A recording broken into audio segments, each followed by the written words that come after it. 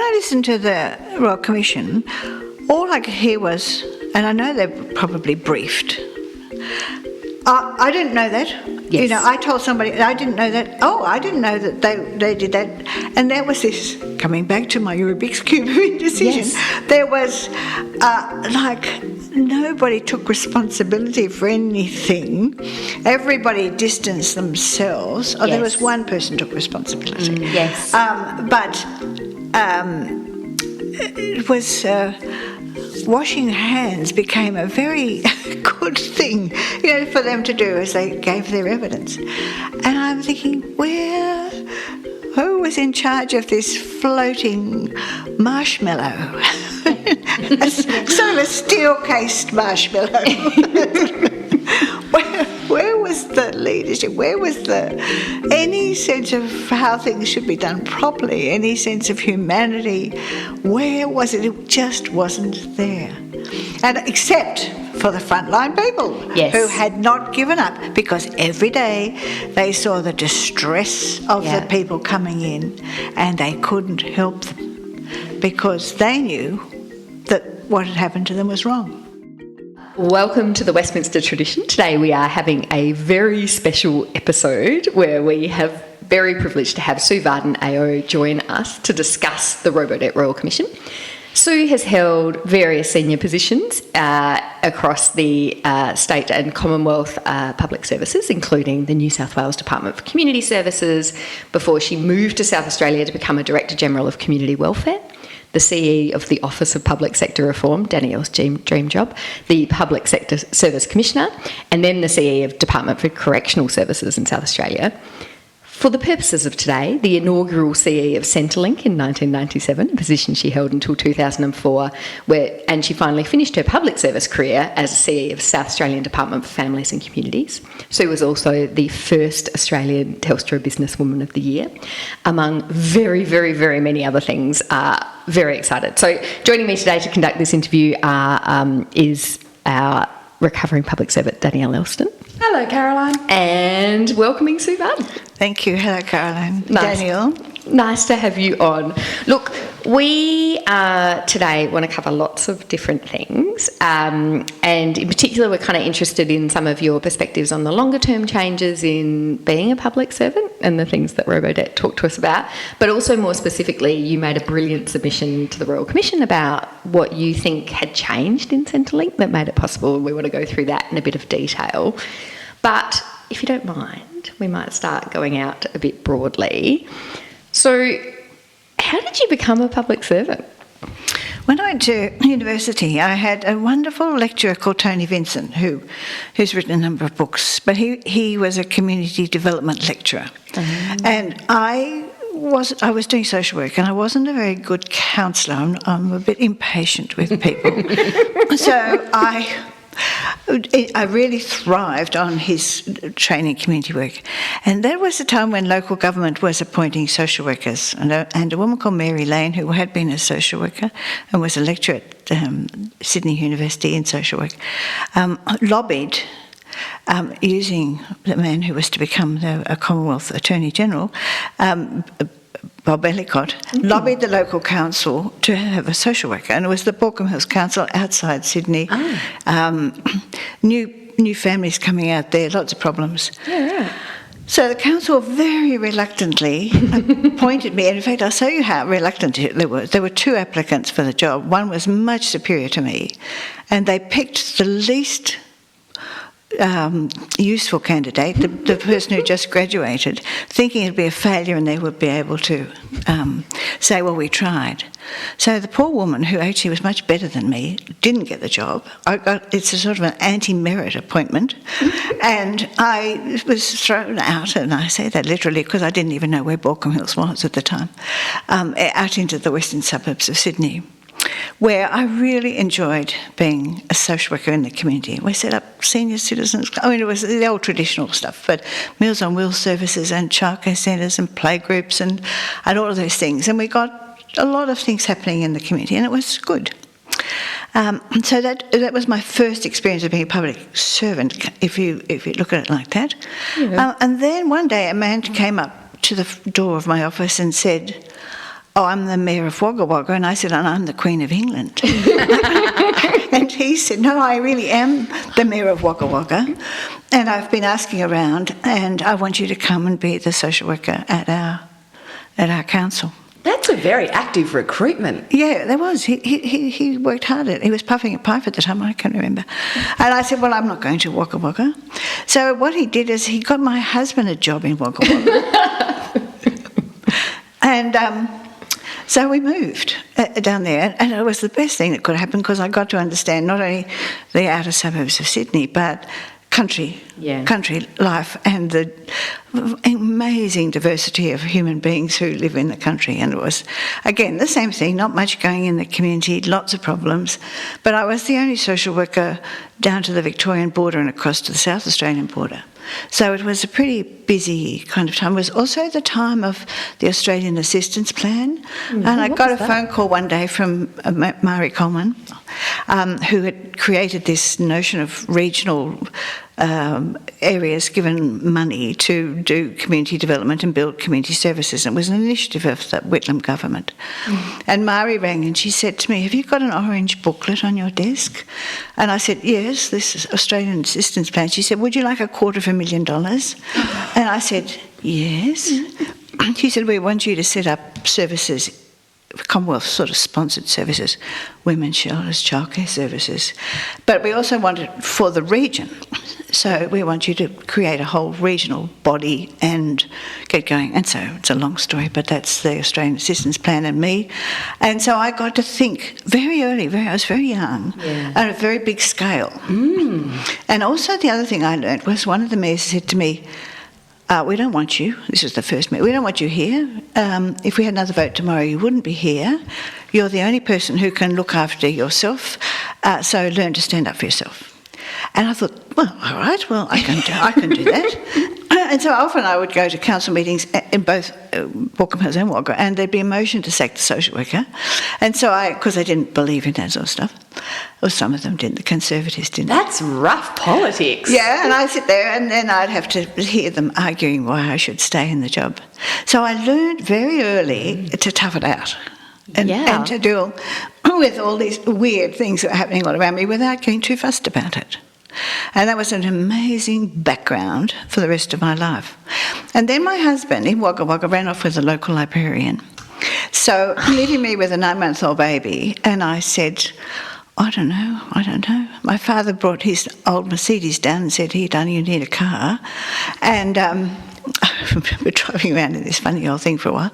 And anyway, I said, "Well, I can't stay here. I have to go to Sydney." And there was a job in Sydney that I really, really wanted, which was to be in charge of community development in the welfare department. Because I had come from the Australian Assistance Plan and I knew about local government, I knew about community development, and I really, really wanted it. But it was given to somebody else. But when I went for the interview, one of the people said, we really want you in the department. We're not sure what you can do. Would you like to be the senior social worker? And I said, "Oh, well, I suppose I could if, it's a job that's available." And so I finally ended up there, but I still wanted that job, so I went and I got it eventually, and started. We had all the grants for community organisations, and we really tried hard. We set up the neighbourhood centre movement and all sorts of things. And I was part of the people who negotiated for the money for the women's shelters and refugees. It's a long time ago. So is this the original Elsie's? Yes, Elsie was the refuge that I used as an example to join the Commonwealth and the state money together.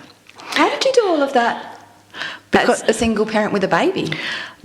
With some difficulty, but I had a very good mother who helped, and that because there was no infrastructure. There was none.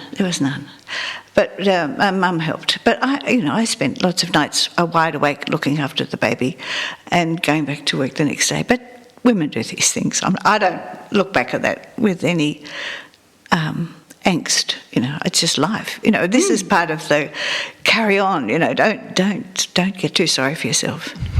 There are lots of bigger jobs to be done. So you're joining the dots of being in those local communities, and this is something that I criticise the Commonwealth for quite a lot, around this is that early, I suppose, push of the Commonwealth into community development, Yep. which didn't exist before the Whitlam government, and they are not always good at knowing what the community's Yep. needs are. So, I mean, I think the call of the "would you like $250,000" is not impossible even now, where it's like we can see a problem, but we don't know, we're not connected enough to the community. But they had an idea.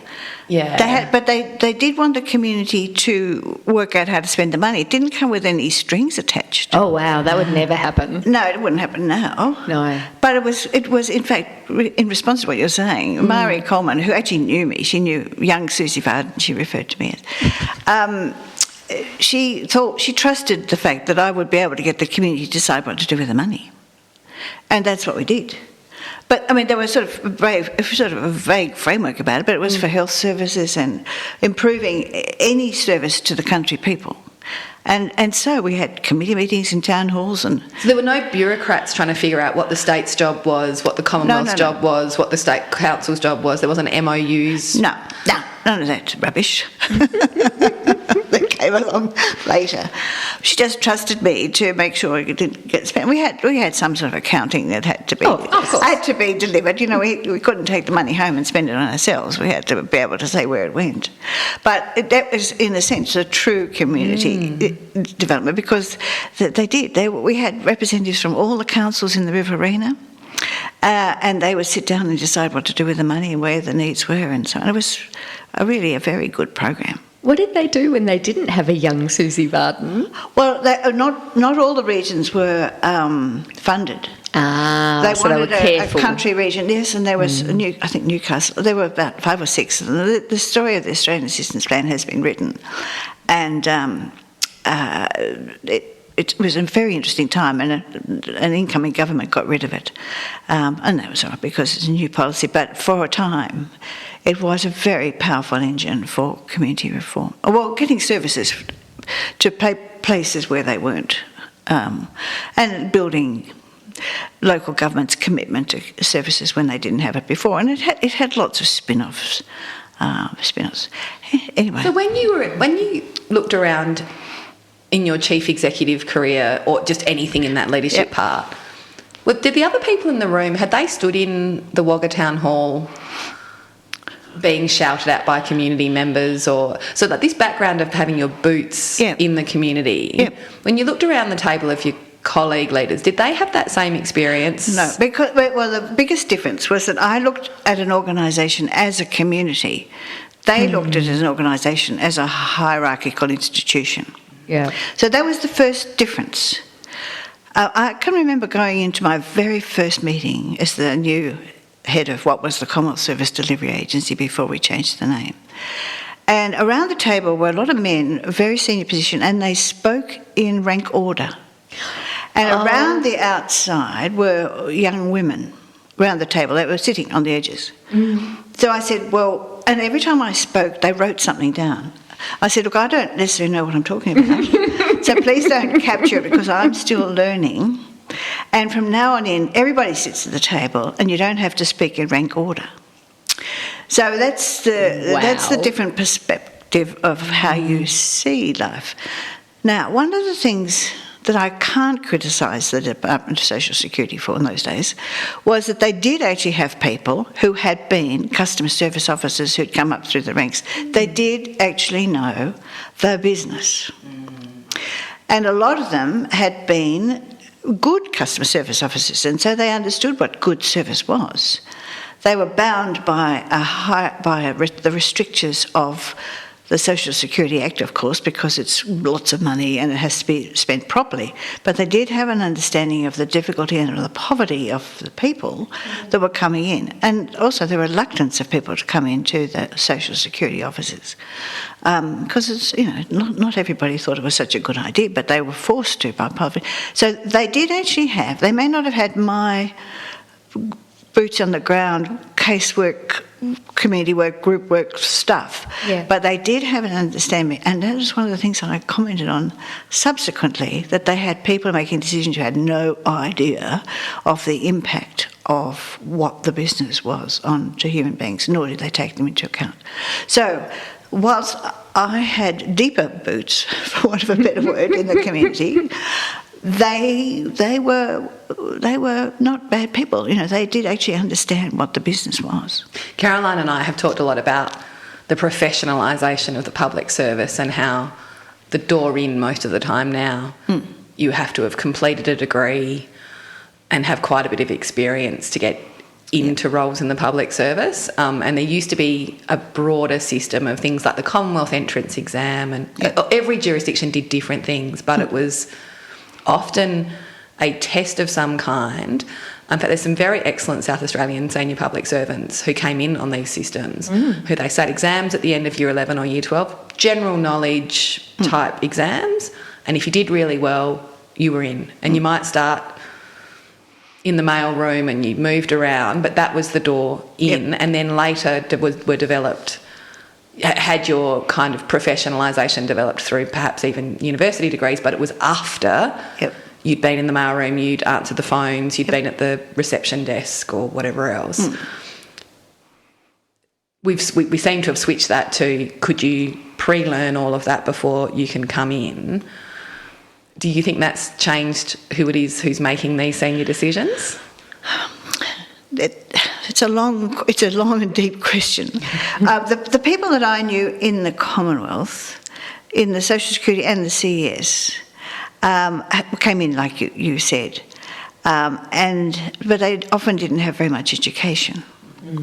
Some of them hadn't finished high school, but they knew that they'd been there for a long time. They knew the ropes. But I did a bit of an audit once, and I found out that the people who were the experts weren't actually experts when they were tested. So people that we looked to for how do you solve this problem would just say an answer without really knowing. And the people I thought were stuck in where they were, and a lot of them couldn't see a future.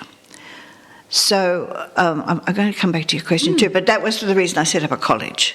And I said all our work has to be accredited, and for people who had never had a qualification to their name, to get a certificate in anything was fantastic, and a lot of them then went on to university.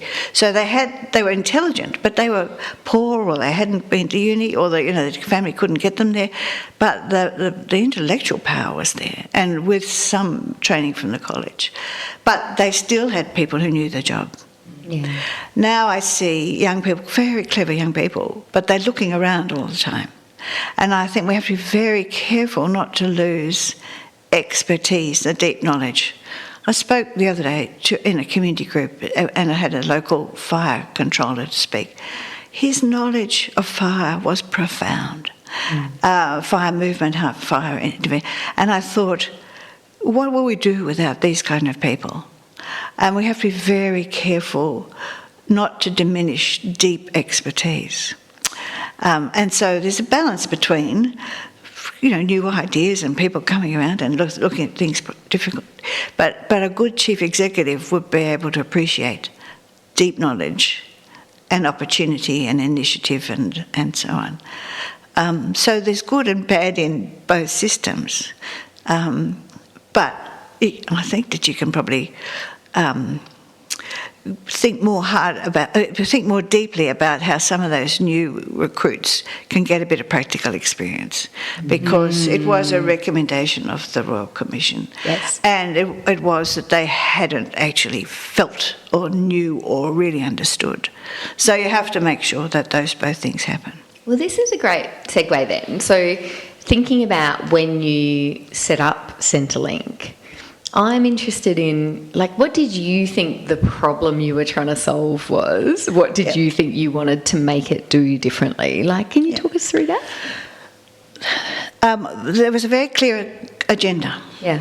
And it was an interesting and challenging agenda, because there were people in the ministry who thought it was a very silly idea that people had to go to the Social Security office and then to the CES and repeat the same questions, and people had to go from pillar to post, and it seemed to be a duplication of service. So there was also a push to outsource or privatise some government services at the time. So there were influences, but there were two very strong women, Jocelyn Newman and Amanda Vanstone, who actually cared about the quality of service. And I can remember I reported mostly to Jocelyn Newman, and she kept saying to me, look at these horrible letters, they're terrible letters. You know, why are you threatening these people who have built Australia? You've got to do something about the way people speak to people. And she had a very strong wish to be a sympathetic department. Yeah. And Amanda Vanstone was the greatest supporter of the public sector that I've ever known. And she just backed the agenda that was happening. Now, I have to say that not everybody did back that agenda, but I can talk about that later. But I was given the challenge to reduce the budget by $1 billion by putting two networks together, and I had 3 years to save $1 billion. And that's big money in the mid-90s. It was very big money, but I had a brilliant deputy, Ross Divot, who worked out how to do it. So we put the two networks together, the Commonwealth Employment Service and the Social Security Department. Different cultures. One highly transactional because it had to be, you know, you could only get what you're entitled to, you know, and so on. Yeah. And the other one was, what can we do? We've got program money, we've got money. What can we do to get people jobs? Yeah. And so the CES people had a much better understanding of the community and how to use other resources to help people. And they, you know, I met lots of them, and they were very good people. But the government had their eyes on them, and this was going to be outsourced. So it started off, and we put the two networks together, cultural trouble. The CES people thought it was a takeover by the Social Security people. Social Security people were envious of some of the capacity the CES people had to, you know, to use resources around and so on. But we eventually created a whole new culture, which we agreed was a new culture. We talked lots about it, and we said, these are the things that we stand for. And we said, two agencies are coming to a new agency is going to be new branding, new everything, and nobody's taking anybody over, you're all coming together. But we had to get rid of 5,000 staff. I was wondering where the savings came from, so that was it. That was it. And it was an interesting time. Do you remember how many staff you had altogether? About 26,000. Well, that's a big cut. I was trying to get a grapple with the quantum of that. That is a huge cut. It was, but interesting. And I made a press comment. I got highly attacked in the government by the women of the opposition at the time, because I said, look, lots of people actually want to leave. And I had just spoken to a woman. She said, "Oh, Sue, please can I have a package? I really need to. I need the money to, for my family purposes." And so I used that as an example, and of course it looked like I was getting rid of women. Yeah. And of course I wasn't doing anything of the sort, and I had to defend myself and say I've been a feminist and a woman, supporter of women all my life. And this was just, a very bad example of that I have. It's good to know that we've been doing that kind of thing for a really long time. Ridiculous shaming. The ridiculous plucking out of single things and then twisting them for various purposes. Yes. So I had to defend myself. And I was seriously attacked. But it doesn't matter. I mean, you say, well, that's a lesson learned, never use that example again. But lots of people really did want to go. And some of them who saw a new thing, they said, look, we're tired. Yeah. We know there's a big adventure, you take us on. And nobody ever challenged it, because I was very good at talking to people and listening to people and going. I've travelled Australia, I don't know how many times, just pass the message on. And people would say, we're tired, we don't want to go, we were planning to retire, can we have the package? And so it wasn't that hard. Yeah. We actually found all of the people we needed to go voluntarily. But we also had to do other things. That we had people who had graduated from the front line, we had to put back on the front line. Oh, that's and hard. A lot of people were upset about that. But it was part of the industrial conditions that I created, and we had to get bodies back out of the hierarchy into service delivery. And anyway, but these are things that had to be done. You know, you got to save $1 billion. So there were people who could see that writing on the wall, I have to go back down to customer service, whereas I kept saying, customer service is on the top. Aren't you lucky you're going back? Yeah. And they said, oh, you know, we can't take that one. And so, yeah, for some people, they can't. It was too much. So I saw an org chart last month for an organisation, and I was trying to figure it out. It had turned it upside down, and so it had its kind of frontline service at the top and the CE was at the bottom. Some of these things we still do all the time. So again, then this same jurisdiction is sending all of its departmental staff out into their frontline services. There's a lot of what is old is new again. Like so many things we do over and over again, and it strikes me that we're not. You know, the more we know about our own public sector history, the more we can learn what worked and what didn't. Yeah. There's a lot of people who go, I've had this great idea, let's cut 5,000 staff. I know I'm going to turn my org chart upside down and think that they invented it. Yeah. And we're not connected to some of this stuff. I think it's... Yeah. Well, we did it, I think we did it very humanely. Yeah. And purpose, and with great explanation. There was no secret, there's no email saying tomorrow you're gone or anything. Yes. There was conversations and all of the time about why, and so people put their hands up, which was a much better way of doing it. And we did over 3 years, although we did most of it in the first 2 years. And we reduced the spending, and that meant that we could then go on to this new adventure of creating this thing. So we were talking about the influences that set it up. One was we had 2 good ministers who wanted to improve service. One was we had the Treasury boys wanting the $1 billion. There was an outsourcing of as much as we could, you know, from the government's perspective, and they had the CES in their sights, and that was going to happen come hell or high water, and that over time created the job network. So Centrelink was set up as a one-stop shop. So you only had to go to one place. And then after a while, someone said to me, it was really the first stop. It's not a one-stop, it's the first stop shop. And so I said, well, it doesn't matter. Anyway, so it was created one-stop shop, and it had to be not bureaucratic. I can remember that came from the Prime Minister, John Howard. He didn't want a bureaucracy. In fact, the message was no one from the Commonwealth bureaucracy is to get the job as head of the Commonwealth Service Delivery Agency. Because for years, the employment people had said, oh, well, yes, it's a very good idea, we should join them together and we should take the Social Security network. And the Social Security people would say, it's a very good idea, we should take the employment network. And so the government wanted someone who had no preconceived idea of any of that and who would create a new agency. And so we went as far as saying it mustn't sound like a department. I spoke to the Brotherhood of St Lawrence and I said, what kind of name do you... And they said, well, make sure it's a level name, not a serving up and down or, you know, a helping agency. Make it a level name.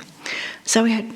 I've gone off the topic a bit, but we had lots of focus groups about what we should name this thing. I said I for sure wasn't going to be the CSDA. Firstly, no one in the public understands it. It also the initials for something else at the time, and it was so bureaucratic. Oh my gosh! So we knew the word link meant something to the community.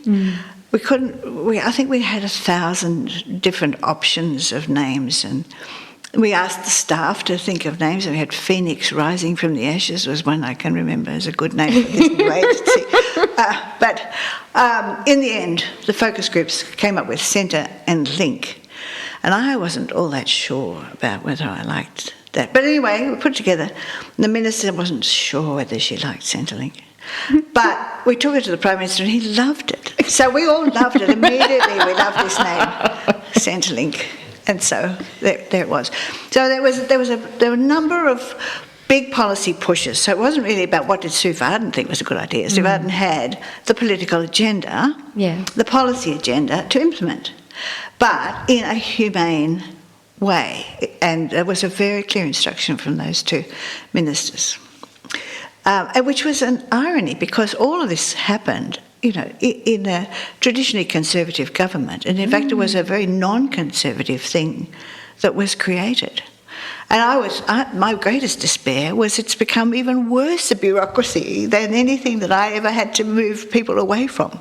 But we can talk about that later. Yeah. So I brought my community background, which was the organisation is a community. Yeah. And that each part of the organisation is part of its own community. And so we opened up the doors. But the doors we did close were consultants.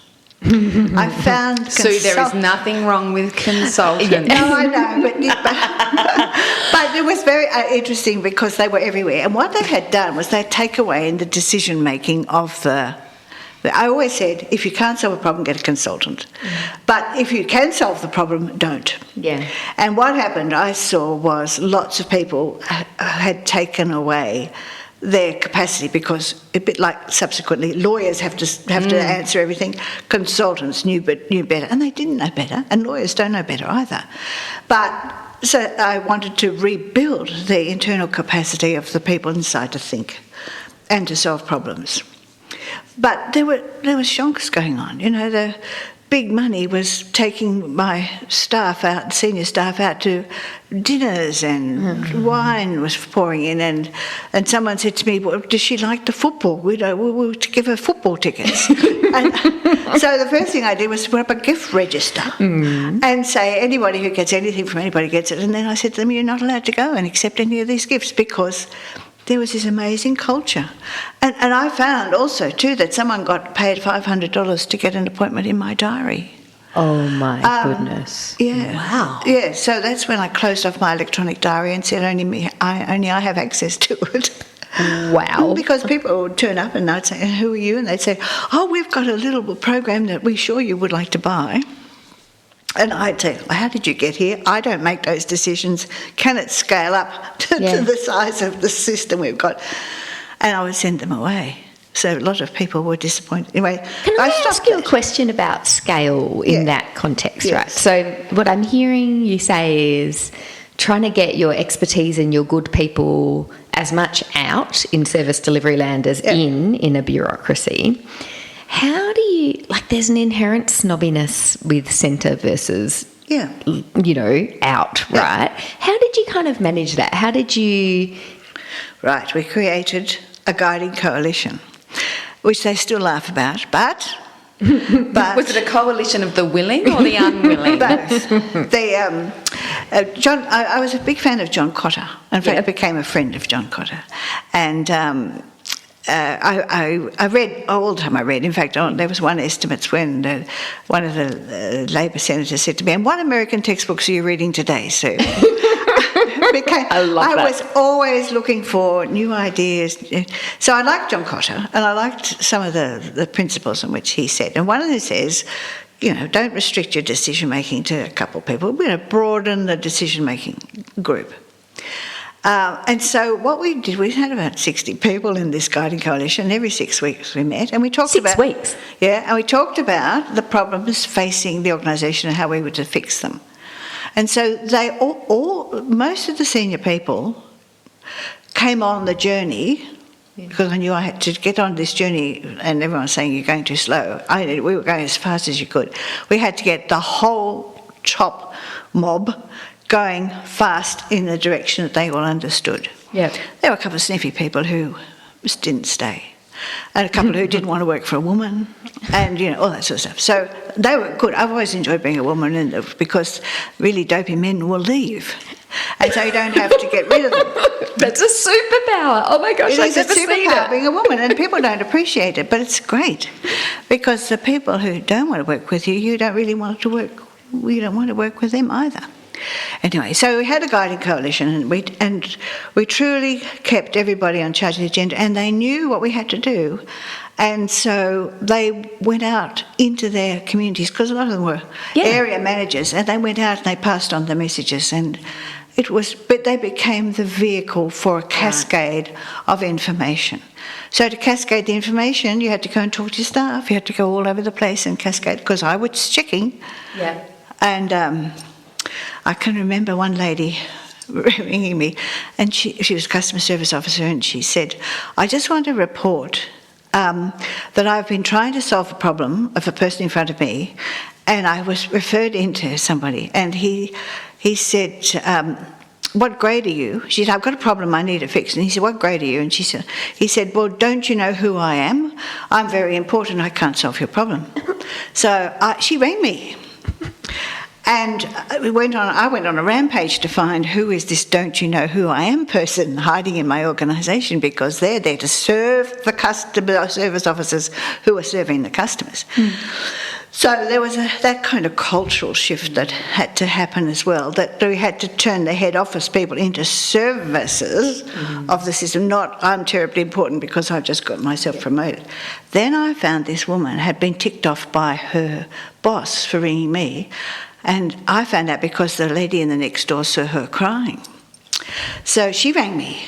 So I then rang the boss, and I said, I understand you've just ticked off this lady for ringing me. And he said, what? How do you know? So I got this network of customer service officers who were really appreciative of what was happening, and they related to me as a human being, not as a secretary. I wasn't secretary, I didn't want to be one of those things.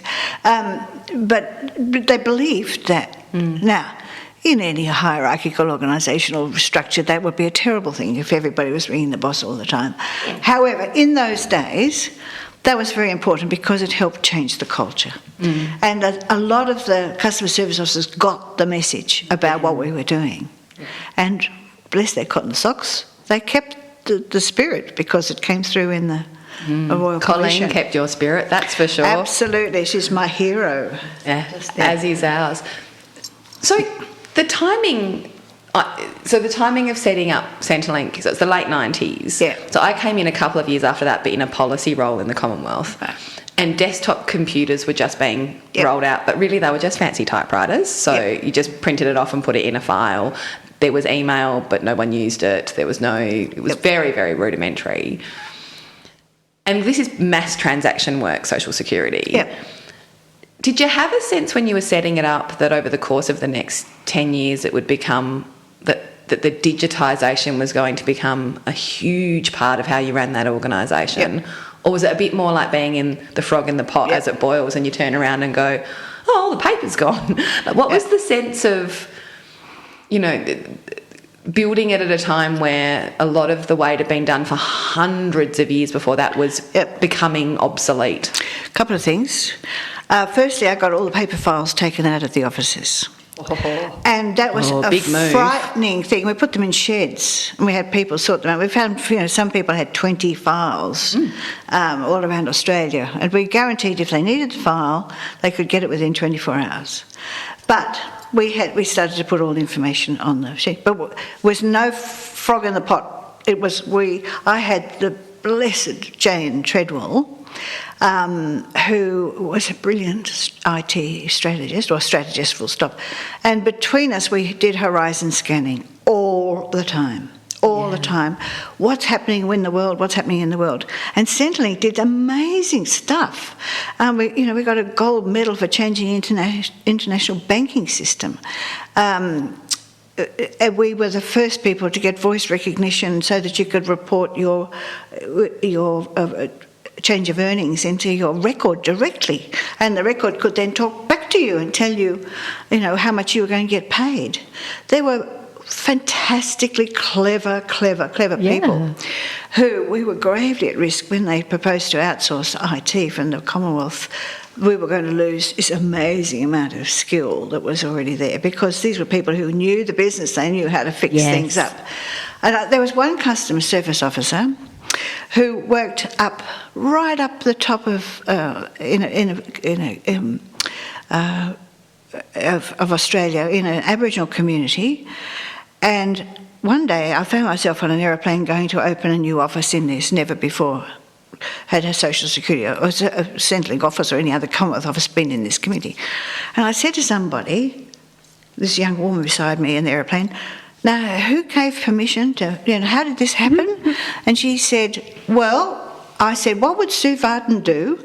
So I've been working with the IT people to get a satellite into the mainframe. I said, really? It had never been done. No satellite had ever invaded the mainframe before.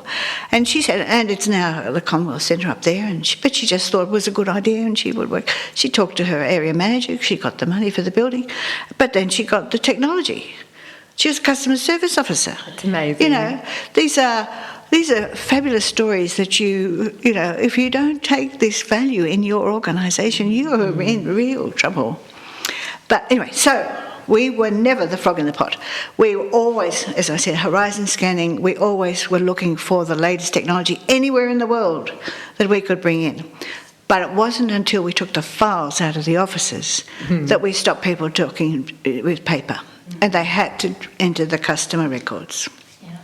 And it's clearly, So I was going to say, it's clearly the attachment to what should be in and out of a record remained, like it was a real theme in the Royal Commission report. You could hear people who'd been there for a long time talking about what it meant to be on the record. Yes, of course, and all their employment history was on the record, and the people had to reinvent it, and Centrelink knew it was there. You know, it was. Anyway, don't get me started on that. That was a terrible thing. Well, you start your submission to the Royal Commission by flagging 4 things that haven't changed since your time, which I loved. So the first was the annual hunt for savings, and then that underlying political message that the system is being rorted. I love. You said something like everyone knows someone. That's right. That's right. The bulk of the Australian people who have to rely on income support are honest and honourable people. They are the pensioners, they're the families who get family benefit and the childcare payments and all of those other things. People don't want to rot the system as a general rule. They want to, get their entitlement and what have you.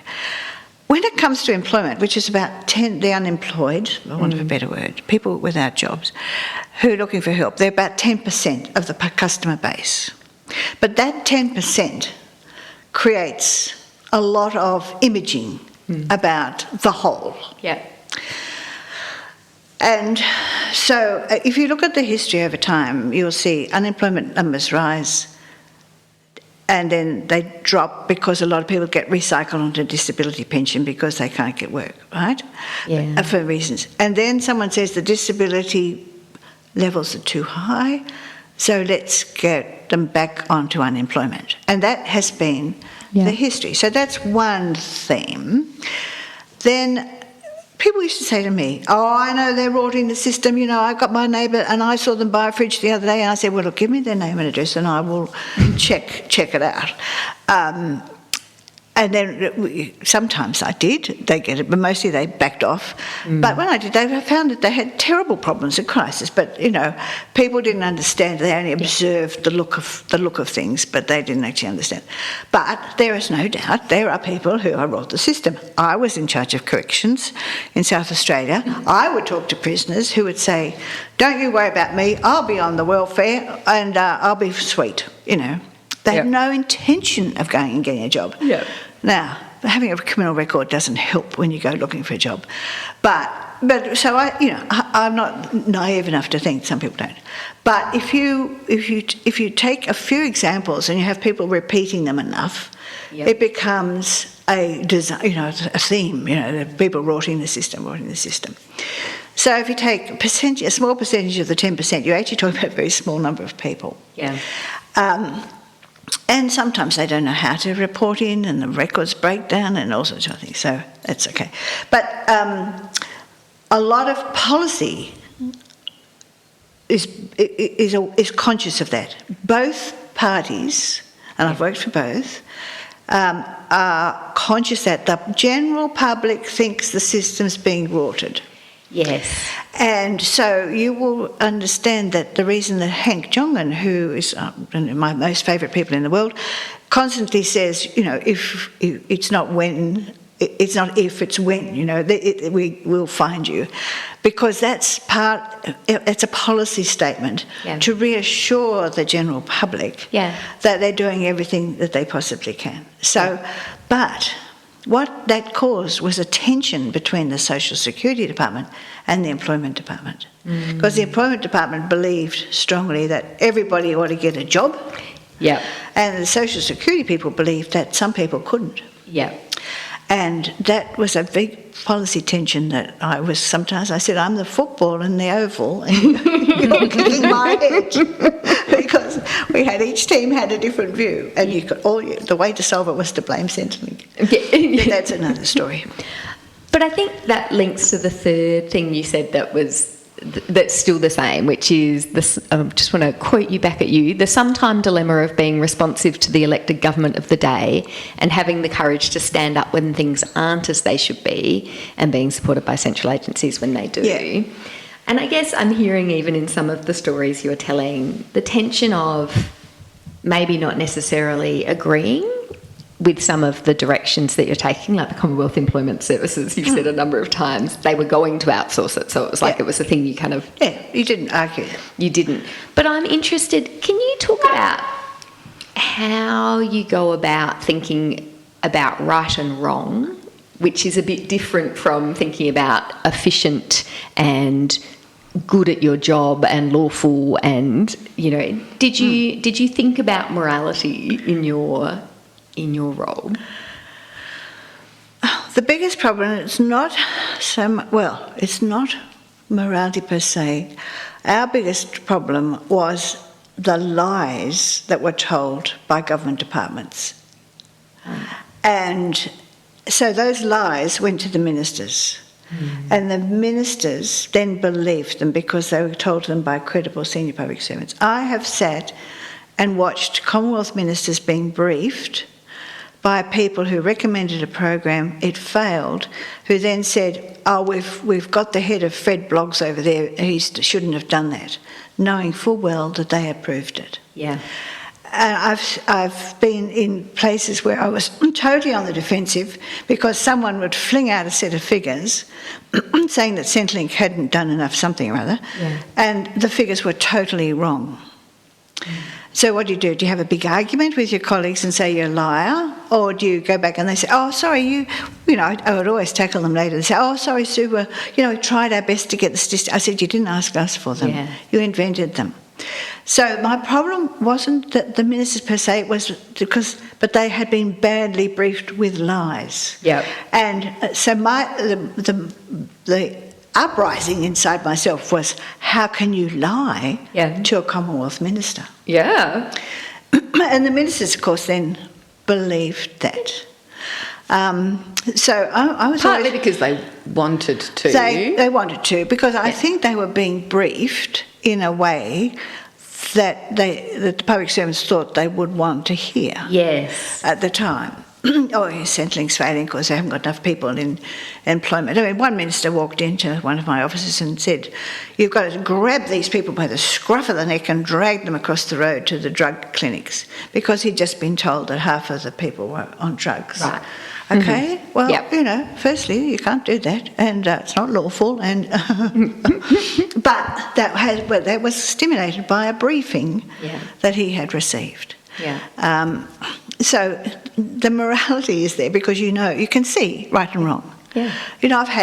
I have a minister who wanted to get a friend's baby. He was, for $12,000 he could get a baby from New Zealand, and I had to say to the minister, that's illegal. You can't do that. But why this little baby needs a family and the mum needs $12,000? How can you be so mean and not do it? So I want to come back to that point later with the lawyers. But some things are bleedingly obvious, and you have to stand up to the minister and you have to say, this will not happen. Yeah. But there are other occasions where you have to try and get the information to the minister better, but it's often too late. Yeah. So it doesn't answer your question, but it's the best that I can do in that space. Yeah. And then your final thing that hasn't changed was around differences in power between ministers and sometimes lack of knowledge about what their roles are. Sure. Anything you want to reflect or expand on that one? Well, probably not in a big way. I've worked for 33 ministers. I know pretty much how they work. As a general rule, some of them come in highly intelligent, highly strategic, clear idea where they want to go, deep understanding of the policies of their party, and they think how can we solve this problem? You know, they work it all out and then they come in with an idea. And some of them go straight into operational. Yeah. And it's when your minister becomes operational, you know you're in trouble. Yep. And my favourite story is of a minister, I won't name him, but who didn't like our childcare payments forms because they were quite long. And it was not an easy payment. It was, how many days is your children at preschool, 2 days, 3 days, you know, it was a very complicated form to fill in. And he hated this form because someone had complained to him. So he got a mate of his to redo the form. Oh, God. And it came back about 8 pages longer than the form that we had. And it didn't solve the problem at all. And so we said, Minister, just, leave this to us because we actually know how to create a form, So, and I've many other ministers. I've had ministers demand I sit and run a certain operation from their office so they can supervise it. And so the strategic ministers are wonderful, and the operational ministers leave a bit to be desired. Sometimes they know what they're doing, but as a general rule, they don't. And of course, ministers always know their ranking. Yes. And so... And they all know their Christmas ranking in the various media outlets too. That's right. So, a more senior minister will dominate a policy decision, even though they're both powerful. And often, you get a lot of strong male voices overriding female voices in the cabinet. And so it's phenomenal. It's part of our life, isn't it? But unfortunately, some of the women are now much stronger, I think, in the way they pull it off. But there will always be a power imbalance. It's the nature of things. And that definitely played out again in Robodebt, where you can see... It did. Yeah.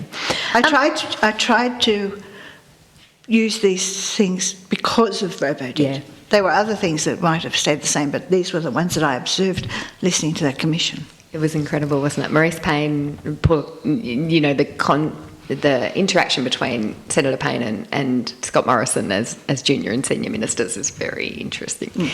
Then you go on to talk about 5 things that are different and that you think really influence the permission for Robodebt to kick off. And the first difference you identify is a blurring of roles as Centrelink and the overarching department become more involved in social policy interpretation. I found some of that evidence the hardest to listen to, like listening to Catherine Campbell sort of try to describe what she thought was policy versus operational policy. Like, I found it all quite convoluted.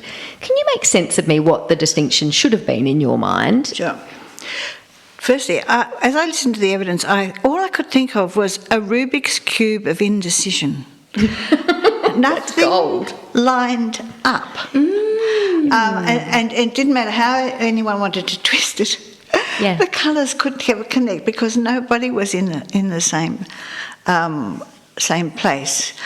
Yes. When we set up Centrelink, and we're talking 20 years ago, and of course things changed. But they were very clear, and Tony Blunt was very good at this. He was a very senior public servant, and we worked on a value chain. He was in charge of policy and legislation, and I was in charge of operations. And somewhere down that value chain, in the middle, we designed programs together. Yeah. And that was a very clear statement, and we all knew it. Everybody knew it. Every now and then we would try and make a policy recommendation to him, and he'd take it or not. But as a general rule, it was clear. But there was never any doubt at any point about who was the owner of the legislation. In fact, it's quite clear. Yeah. Acts are given to ministers to be responsible for. And so even though we had contracts with agricultural departments and I think there were 5 or 6 other departments that we had contracts with, not just social security and employment, we never challenged the legislative determination of those departments. Yeah. They owned the legislation. So the higher level policy belonged to the department. Operational policy I protected with a fierceness. There will be offices, there will be phone centres, there will be this and that, and this is how I will run the business with the money that's allocated. You won't tell me where to open up an office. Yeah. which they tried. Of course they did. I will decide based on the numbers of citizens who actually need a service in that space. It was always done with well researched. So there was a debate always on the end about who was running, who I was responsible to. I knew who I was responsible to. I was responsible to a board. But everybody else thought that I was responsible to them. So it was an interesting time. What about, so compliance in that space? Where does that sit? So RoboDebt is essentially a compliance policy initiative, but it feels bigger than that, right? No, it's well, good. Yes. Take me through this. Why isn't it? Well, the operation about what people have to comply with belongs to the policy department. Yes. How people are assessed for whether they comply or not belongs to the operational department. Yeah. And the systems for checking whether you're complying belongs to the operational department. Yeah. So it's a very interesting differentiation. Yeah. So they decide what the policy is and who is to get it, and the operational people decide how it's to be delivered. Yeah. All right. What had happened over time is a great blurring of that space. And so the origin story, which is the one I'm telling you about how it started, blurred, and people forgot the origin story. Yes. And so other factors came into play. I'm really interested in, so what you just said before about particularly the how. So the operational part of it is how a service is delivered. And it sounded to me like the two ministers that you were working with on the setting up of Centrelink were very interested in how. Not just the who and that the cutoff was X hundred and not this hundred, but the how. How are they going to get it? How would it be to interact? Do you think that was also lost over time? So you talk a lot about customer service and trying to make it easy to interact with and considering kind of people's various different abilities and circumstances. And that seems to have been the kind of guiding light of what you were trying to do in the operational sense. And then you get to the bit where, when we get to RoboDebt, I mean, this is a specific example, but it appears all through Centrelink where there's no phone number on the letter anymore and you have to use the portal. Do you think that purpose of where the operational area, so our main job is to do the how, like how you get your payment, we're going to do that as simply, easily, logically as possible. Do you think that core purpose kind of evaporated over time? I think that a particular set of circumstances applied, which I am happy to explain my interpretation of, which caused people to manipulate the system in a way to achieve an end that had originally been created by public servants, and they became institutionally blinded to the right way to do things. Now, I don't think that same institutional blindness applies throughout the whole of Services Australia at all, but for this particular stream of action, great blindness and great ignorance was applied, including, allegedly, senior people and maybe even a minister writing the letters. Now, as I've said before, there is an art to writing letters, and you do have to say how to, all that context stuff. This information was left out. I don't know why, but it was part of the cultural stream for that particular exercise. But I don't believe it's so for the rest of the work that they do. Excellent. I also think that operational leadership is really undervalued. And everyone wants to be in either a shiny reform area, big new policy or program, and that influences some of this as well, which is there's not the same level of expertise. When you're talking about building systems in a way where it sounds like everyone was actually really interested in it and around the table in operational leadership, I think, kind of getting a promotion, being seen as a strategic leader sense, we're not as interested in making services run well. That's not considered a leadership skill that's really pivotal. No, and if you want to be powerful in Canberra, you distance yourself from that. Also, it's full of people writing to you telling you got it wrong. Like, it's inherently you're getting a performance review all the time. Whereas when you're doing big esoteric economic policy or anything else, you're not getting day-to-day feedback about what you're getting right and what you're getting wrong. No, this is true. And in fact, often people would blame Centrelink for a policy decision. Mm-hmm. And I'd say, I said to one minister, could you just stop blaming Centrelink? Could you actually look into your department and find out why the policy is so? And I even spoke to the opposition minister once and said, stop attacking Centrelink. We didn't write the policy. Yeah. So I just want to give you an example of that point you made. Yes, go for it. I had a very clever deputy, and I went to a meeting of secretaries, and I said, I'd like this person to be a secretary. How can I nurture him? Because he should be. And they said, oh, you'll never get a secretary out of an operational department. Yeah. What? Yeah. I believe that. Yeah. Anyway, that was just an example of your point. It's a particular challenge for the Commonwealth, though, I feel, because there aren't many operational departments in the Commonwealth. And so then when they're looking to appoint new operational department leaders, I know they just appointed someone from New South Wales into their Head of Service Australia. Yep. But the Commonwealth isn't very good at recruiting from outside of Canberra necessarily.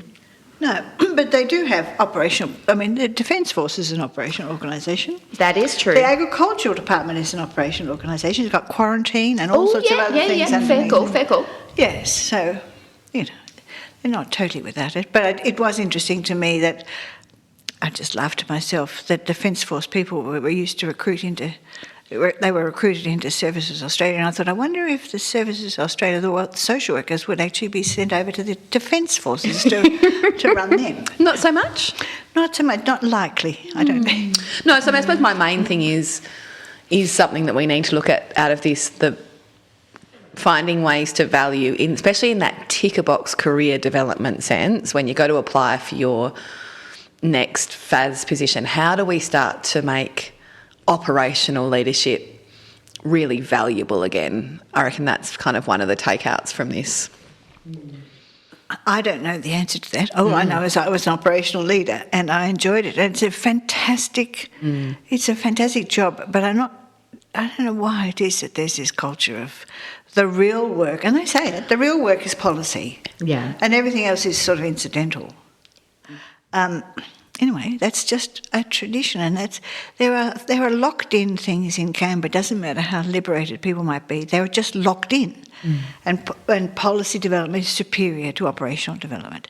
Policy ministers are senior to operational ministers. It's all a kind of it's thing. And there is a right way to get up, and there is a wrong way to get up. And I was amazed that they appointed for this job a social worker who was the head of corrections in South Australia. It is remarkable. And I think it had something to do with my being the Telstra Businesswoman of the Year, although I wouldn't say it out loud, because the people who appointed me did a proper interview and they were proper secretaries, and they actually appreciated the fact that I had operational experience.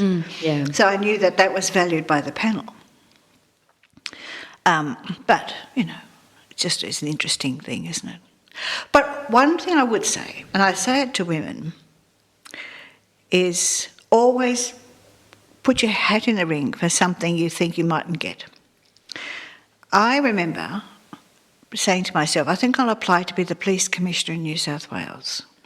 Wow. And I did. I love this so much. And I was interviewed, and I was on the front page of the Sydney Morning Herald with a policeman's cap saying, girl from Wagga Wagga to be new police commissioner or something like that. Wow. And it frightened the daylights out of everybody over in New South Wales, including my mother, who said, don't you dare. But what it did do was the headhunters for that job were the headhunters for the Commonwealth Service Delivery Agency job. Yeah. And so you just, if you take a bit of a risk and do something really crazy, you never know what might happen as a result of it. That is sensational. That is just so good. Sorry, I'm just now imagining you as the police commissioner and wishing. Terrible. I would have been a terrible police commissioner. Anyway, doesn't matter. Interesting to think. Yeah, I'm of the broad thinking view when it comes to recruitment, as Caroline knows, in the sense of we just get narrower and narrower with you need this number of degrees and you must have 5 years legal practice even though you don't even have a legal area underneath you, and we just seem to make the road in so narrow. Now, the second difference that you talked about in your submission that enabled Robodebt was the move from customer to recipient. Yes. What do you call the people who you serve? And we forget sometimes we're serving the people of Australia with payments and opportunities for improvement in whatever their lives. It was a debate that endless people wanted to have with me, and there is no answer to it that satisfies everybody. The Department of Social Security called people customers. So it was a word that was around. Yeah. The preferred word in my heart was citizen, but lots and lots and lots of people who get served are not citizens. Yeah. So that in itself is an excluding term, and there are people who aspire to be citizens who are not. And so to say you're a citizen is a wrong description. Client is not a word I like because it was a demeaning word in a sense of, going back to the Brotherhood of St. Lawrence, client was a word that had a top-down aspect to it. Now, in other fields, that's not an issue, but for me it was an issue. Yeah. At the time. So I said, I'll stick with customer. Yeah. Because we had I changed the language of the organisation, customer service officer, customer centres, customer this, customer that, everything was customer. So it became a cultural statement inside of service. Yeah. When I heard the word recipient, it meant someone had said, customer is not the word we want. We're not here to serve people or give them choices. All right. Well, I'm just wondering what... You referred to a continuing obligation to provide information. So I had understood that was the case. Where do you get that from? I cannot now recall, but one of the reasons why I sometimes refer to people as recipients rather than customers, because I got uncomfortable with the term customer because I thought there was a bit of choice there, and that was because I was under the understanding that they had an obligation to provide, that people in receipt of payments had an obligation to provide details about income. When I heard the word recipient used, I thought someone's made a decision that the people being served are no longer customers. And they've taken the shortcut way of saying, of course they're not customers, customers have choice and all of those things. And these are not people, these are units of service. I was just shocked. I was shocked with the word recipient. It reminded me of old-fashioned welfare. Yeah, it's very passive, isn't it? It's like a taking. It was a terrible, judgmental word. Yeah. And then I noticed subsequently a friend of mine got a letter from Centrelink and said from the recipient branch or something. And I thought, what? It's not just in the language of the people we serve, but it's actually been embedded inside the organisation. Yeah. And I saw that as a really bad statement of we've changed the way we think about service. Yeah. Because even though the service is transactional, that is, are you entitled or not? Transactional can be limited or it can be value-laden. So, when I first arrived, the head of the Social Security Department said, when a person comes in and they say, am I entitled to an old age pension, just say, make sure the system says yes or no. Yeah. And I said, but what about if they might be entitled to something else? No, he said, no. Under administrative law, you must only give that option. And I said, I don't care what administrative law says, because actually I'd read the Act and it didn't say it. I was going to say, that doesn't sound right. I said, we are going to add value to a customer's question. We're going to understand what services there might be in the community they could be referred to. We're going to be able to do soft transfers and make sure that they get through to somebody who can actually help them if we can't at this point. And we're going to give them options. And the administrative concern, the legal administrative concern was, if you failed to give them an option that they might have been eligible to in the 5 that you gave them, and if you failed on the 6 and they were eligible on the 6 but not on the 5, then you had breached some administrative law or something like that. And it was all too complicated for me, so I just said, we're going to do it. So we created the notion of life events, which, funnily enough, disappeared. It's come back now in the new system. But life events was, are you a single parent going through problems? Here is the bunch of things that the Commonwealth offers you, childcare, blah, blah, blah. So we put together a holistic service model. Oh, I love this. The Treasury people hated it because it was More services. advertising other options. However, and these are just dilemmas, but you have to stand by your guts and you have to say, this transactional statement will be value added. Yeah. And so the whole point of Centrelink in the way we treated the customer was to offer a value added service. And that I didn't hear any of that language coming out of the Royal Commission. No. So the recipient was there with a transaction. Yeah. And it was gone back to the dark old ages of language, I thought. Well, when you talk about the value added, I just remember hearing some of Colleen Taylor's testimony where she talks about how she used to provide her service, and you felt that sense of it was my job to kind of understand the broader thing going on, so I could, there was a real sense of adding that value. Yeah. I don't think Melissa Golightly was looking for people to add value. She was very tightly focused on an efficiency of the smallest possible. Without commenting on individuals, my take on that was, and again, it's that thing about the public services providing the ministers with information. I don't want to comment on what the Commissioner found, but just listening, and I know the feeling, that's why I said the hunt for savings is on. It's a high value thing to find savings. Yeah. In the Commonwealth. And so It's the big prize. It's the big prize. Yeah. And can't you find it, so they'll tweak a bit of policy so these people aren't eligible or, something like that. So there's a bit of savings.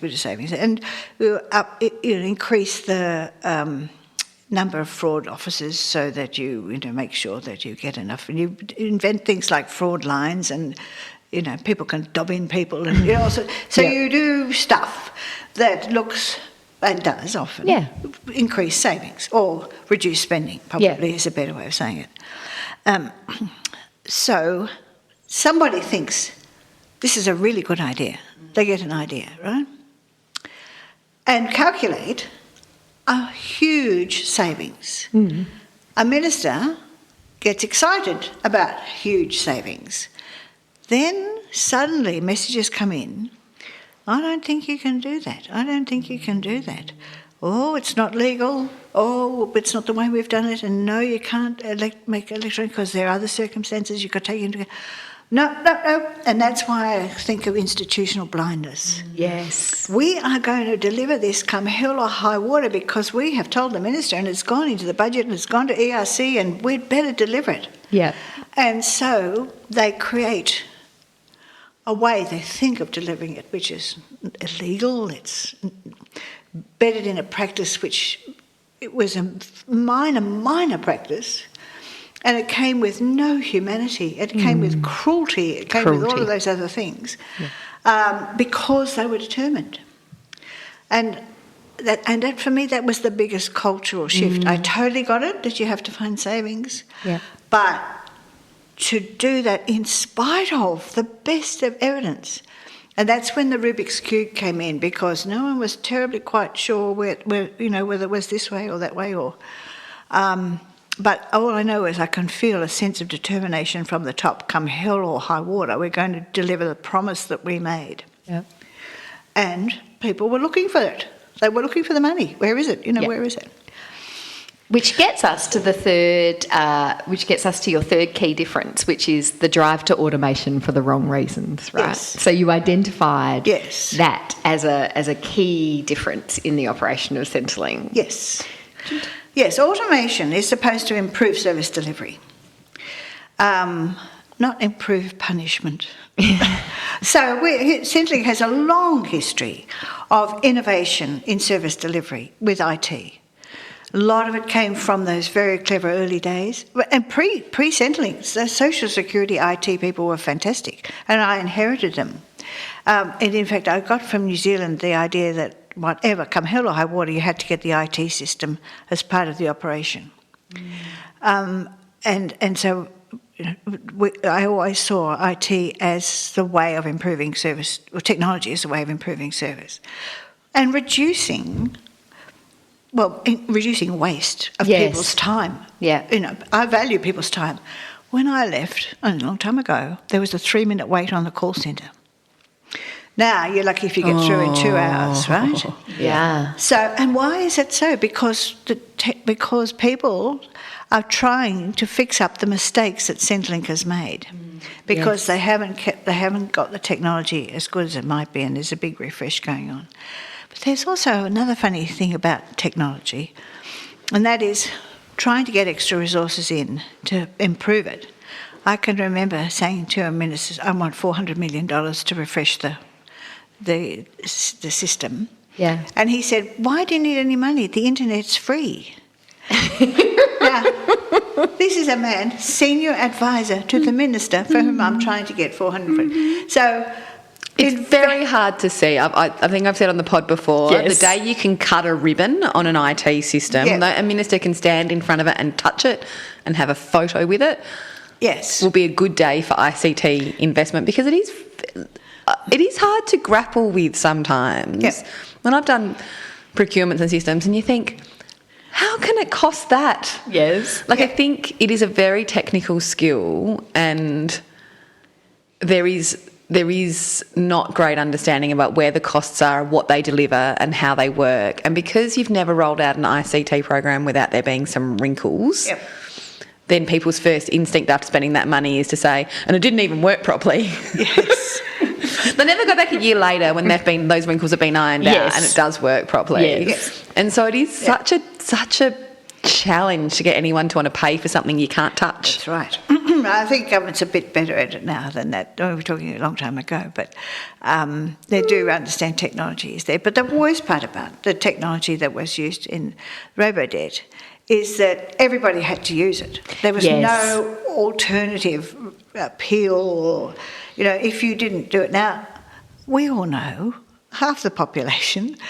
The young ones, of course, is hanging onto their phones all day long, and they know. But the rest of the population are not that clever about. Many of them are, but I'll be careful about my extreme statements. But lots and lots of people have got no idea how to enter data and all that sort of stuff, and so on. They get frustrated and they go round and round in circles, and they give up. And so you have to be able to understand that technology has its limits as well as its opportunities, and you need to provide for the limits for the alternative people. But there's a sense I get now that you will use technology or else there's not a lot of other options. But people are still going into Centrelink offices or Service Australia offices.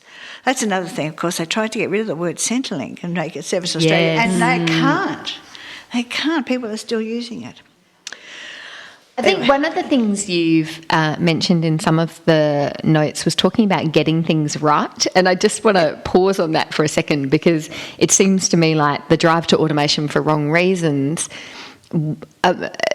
the drive to automation in this context had no emphasis on getting it right. So even the young tech-savvy people getting in on their robo-debt compliance thing, they can put the right information in the system and it still spits out the wrong debt, right? Like, so there were all sorts of ways in which the system didn't get things right. Yeah. Can you talk a little bit about that Getting it process?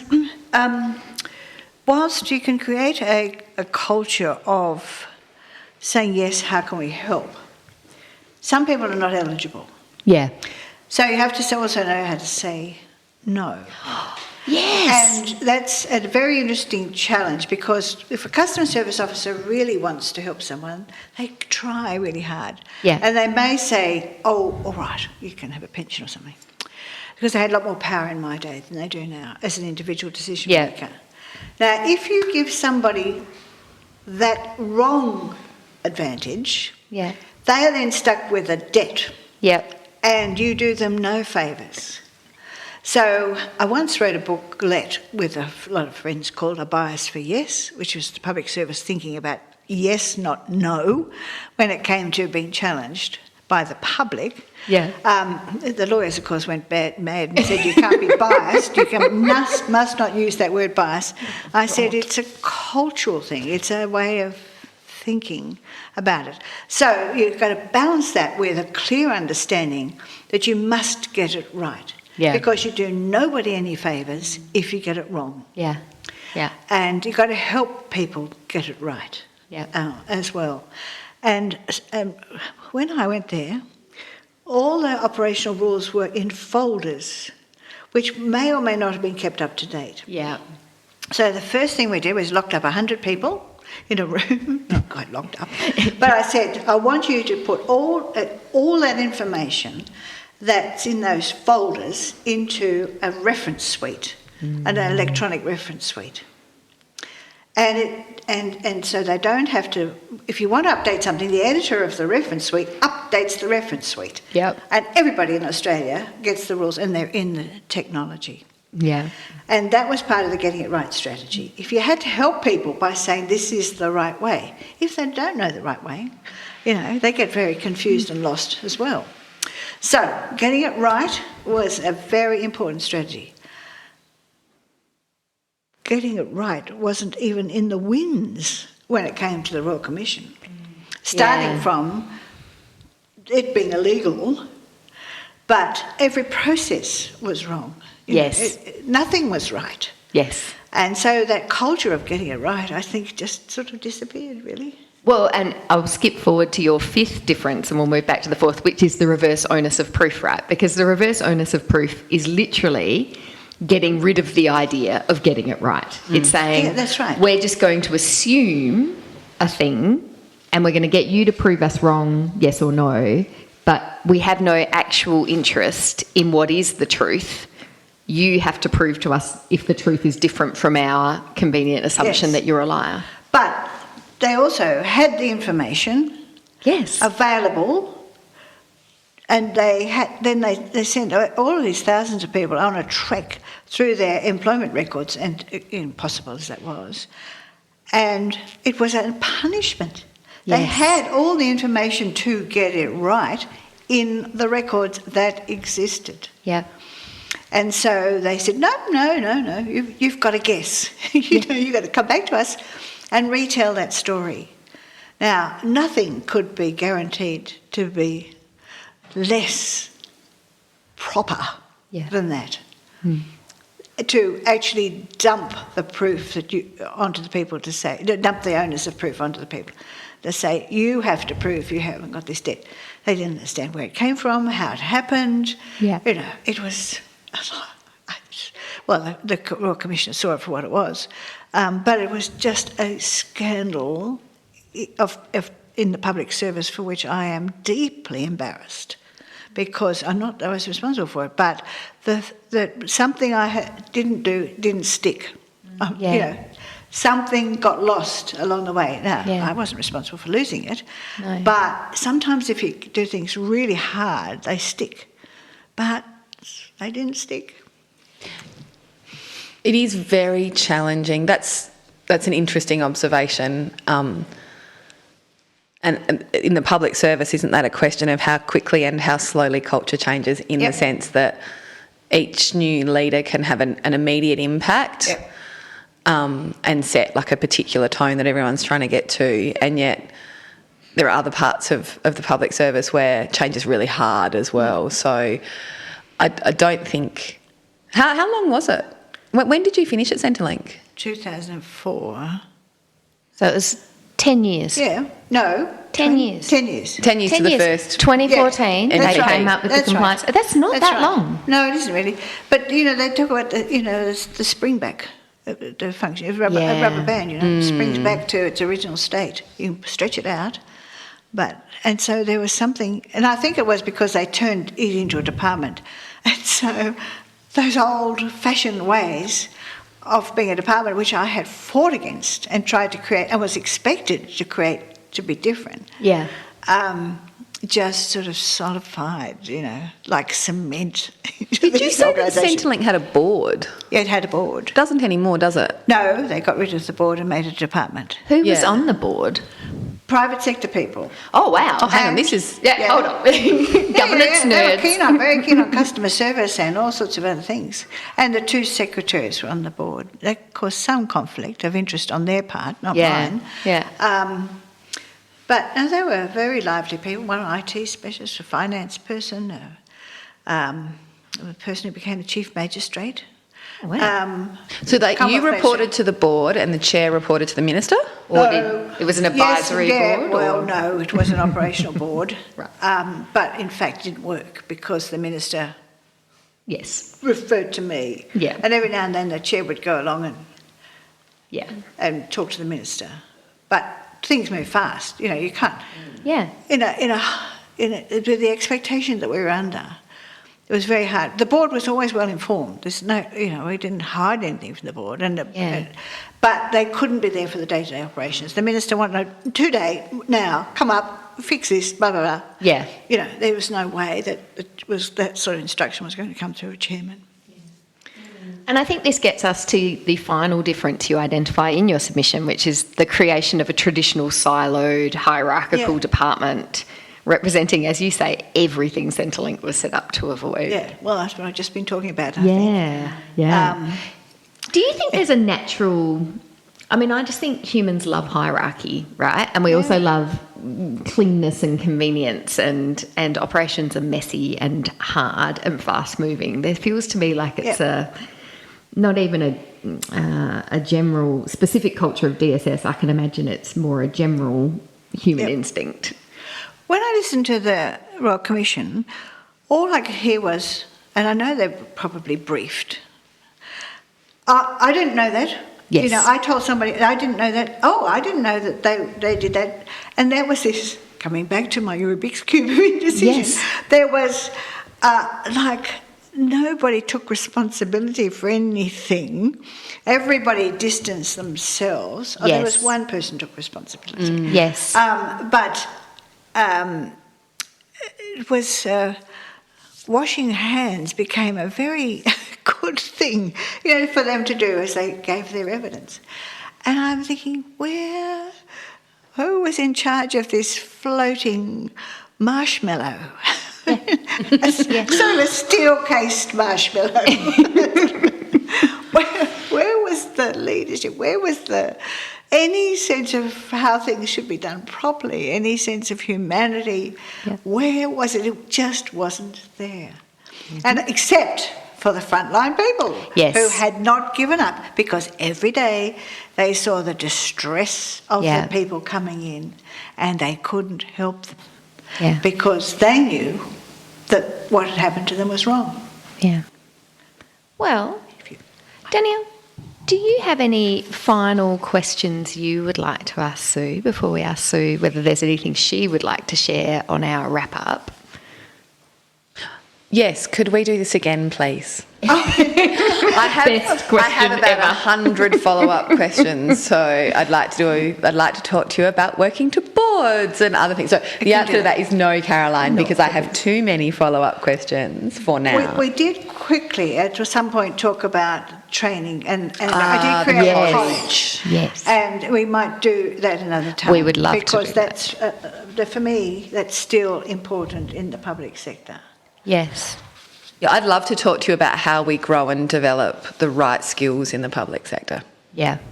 Yeah, absolutely. And one of the other things we haven't talked about, I don't think, is the tendency to look to the lawyer before you make a decision. It's something that I have been opposed to all of my life. We mustn't underestimate the administrative law understanding of a well-trained bureaucrat. You don't have to call on a lawyer every time you want to sneeze. So I'd love to talk about that. I'm laughing because this is like Danielle's choir. Like she has very firm views about this. Speaking my language here. So because I think that's a full thing on its own, how about we reconvene? I would love that. And I think we have other guests who would like to join us for that one too. Good. That would be amazing. Look, Sue, this has been the most marvellous conversation and we are incredibly grateful and really look forward to having you back again. Well, thank you for digging me out of a cupboard and getting me to come Caroline and Daniel. That was delightful. It was lovely to be here. Thank you so much, Sue. Till next time. Till next time.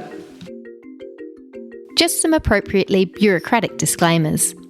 Those of us in the employ of the state government speak in a strictly personal capacity, consistent with the Public Sector Code of Ethics that permits public servants to promote an outcome in relation to an issue of public interest, in this case, the betterment of the public service. Nothing we say should be taken as representing the views of the government or our employers. While we've tried to be as thorough in our research as busy full-time jobs and lives allow, we definitely don't guarantee that we've got all the details right. If you want rigorous reporting on robo-debt, we recommend the work of Rick Morton at the Saturday Paper, Chris Nouse and Luc Henrique Gomez at The Guardian, Ben Eltham at Crikey, and of course, the Robo-Debt Royal Commission itself. Please feel free to email us corrections, episode suggestions or anything else at thewestminstertraditionpod@gmail.com. Thanks to Pampot Audio for our intro and outro music. Till next time. I think I should know by now. I used to have my own television station. Oh, what? Centrelink had a television station, full television station. And That's how I communicated to the whole of Australia, through the television station. And they'd have it on in the service centres? Or so you could... Yeah, I used to go down to the television station, get the full makeup, lights, camera, action. I didn't set it up, the Social Security set it up, but I used it. Oh my goodness. that is fantastic. Now you'd be a TikTok sensation. Well, people don't do that now. Senior public servants don't expose themselves that much.